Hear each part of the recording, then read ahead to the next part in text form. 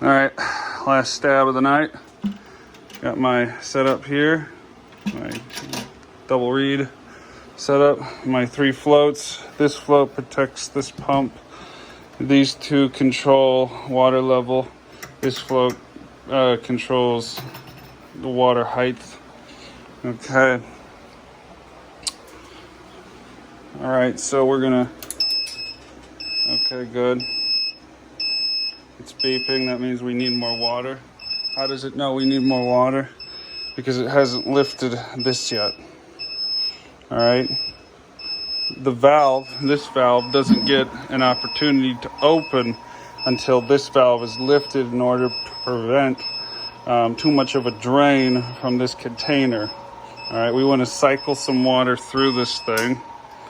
Okay, purge all air, get the pump ready, and then after there's enough water in here, then we can just start dispensing stuff into here. This boil screen, it protects from erroneous splashes, and it's a real good safety mechanism, especially in a boiling container. It's actually brilliant. It's so simple, and God bless it. Okay, so what's going to happen here is water is going to continue to rise. Water is going to continue to rise. Okay, these 2 lights here are green because both containers are requesting water. This one was green first because reservoir A needed to request water before it could hand off water to the cooking pot. Cooking pot, after there was enough water in reservoir A, the cooking pot was allowed to request water. We have some toggles here in order to do some override on and off commands, but I'm not going to show you that right now because I'm too tired. Okay, so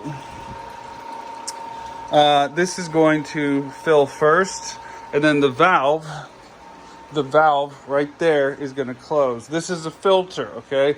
The water is being drawn from the sink. So the sink is always exerting at least 40 psi when this valve is closed, and is always exerting at least 20 psi when this valve is open. Therefore, we're always pushing water through the system when it's needed. Okay, so this valve is about to stop filling. How do I know that? Because I'm going to see a red light over here. Okay, this red light indicates that reservoir A is now full.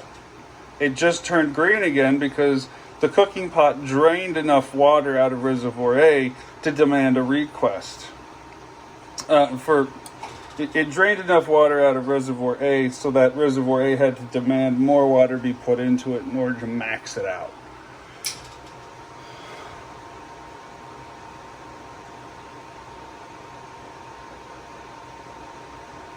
Okay, so now we're going to go back to this situation.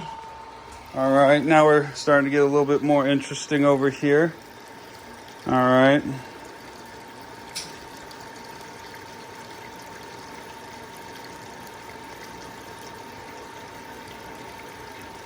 So this top float is about to lift, and therefore the water is going to stop.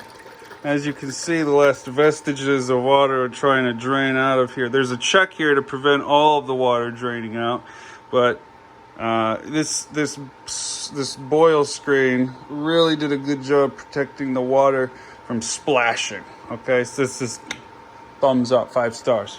God bless a 25-cent solution. All right. Probably want to put a vent and a lid on top of this eventually, but that's a tomorrow problem.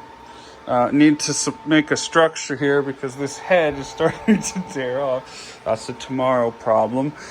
Need to flip this thing right here, okay? Because if I, for some reason, decide, I think I'm going to pull this, then what we realize is that the water level keeps rising. That's not good, okay? That's really not good. I got to put this down for a second. Okay. All right. So I just put this back together. Okay. As you can see, that's dangerous. Okay, so just invert the logic, implement it into a board change. Relays controlling The pump. Okay, this is take up to 40 amps. I don't care. I don't know. I'm gonna need the second GFCI outlet for. I guess I could get a pin back, but maybe I could put a I don't know, air machine or something in there, like something that pushes air into this when it has a closed lid or something. I don't know. All right. Anyway, I think that's enough for tonight, but all right.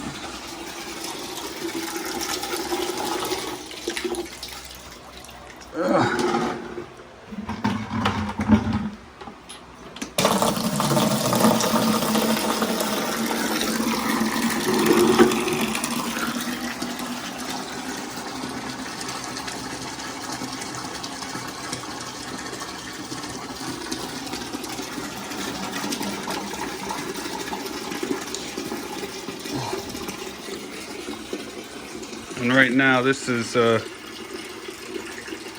yeah, no, not this one. This is as simple as it is to,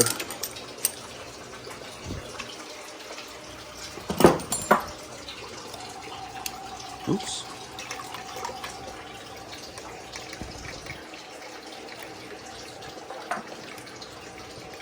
This setup already has the safety feature built into it. So if either one of these get, disconnected for some reason, it stops filling. I thought that was genius. I just need to implement that same solution over there. Okay. And this is, oh, man, I am weak in the arms.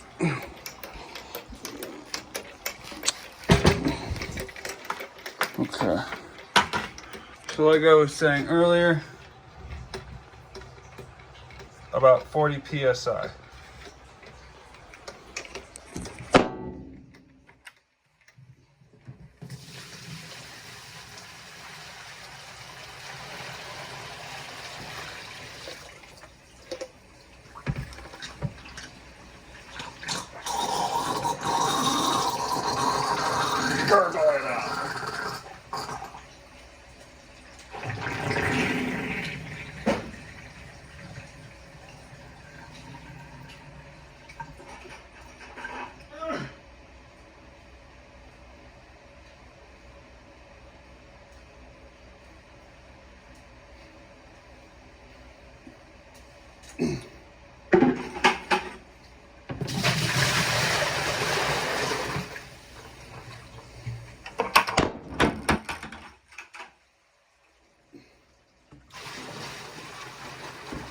Emptying the orange bucket.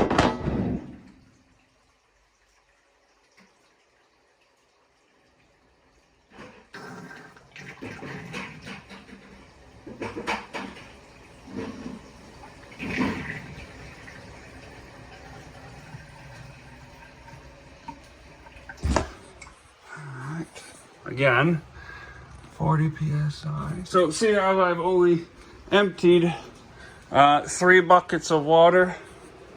Well, technically, this is your cooking pot. You're not just gonna throw it all out.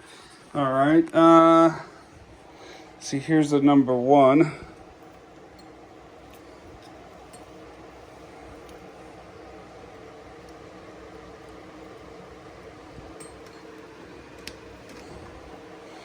Here's number 2. Notice how this is waterproof because I have packing tape on it. So now, cleanup is done. That's it.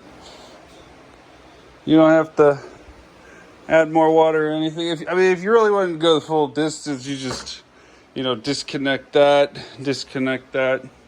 take it over to the sink. I'm too lazy right now. I'd say it's pretty good. Very proud of it. All right, now I have to create the mount. All right, Yeah, you can just leave this here to dry overnight. so many parts. I was thinking about making a makeshift like piping structure across the ceiling with those things because they're so beautiful. But yeah, I don't know about that. I was thinking about making that stainless steel and putting one of these vacuums on there. So in case there was too much pressure missing, or there's too much of a suction, too much of a lack of air in there. But I mean, this is more for like brewery applications. I mean, yes, this says homebrew on it, but this is only made for extreme temperature changes or deltas. So if you go from really hot to really cool and you have a lid on this thing, a vacuum is created, and that's when this would come in handy. Or this. But I don't have a vacuum issue right now. So, yeah.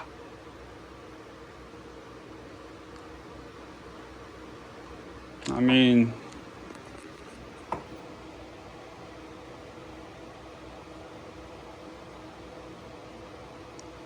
yeah, this is it. All right, I'm going to bed. Nate signing off.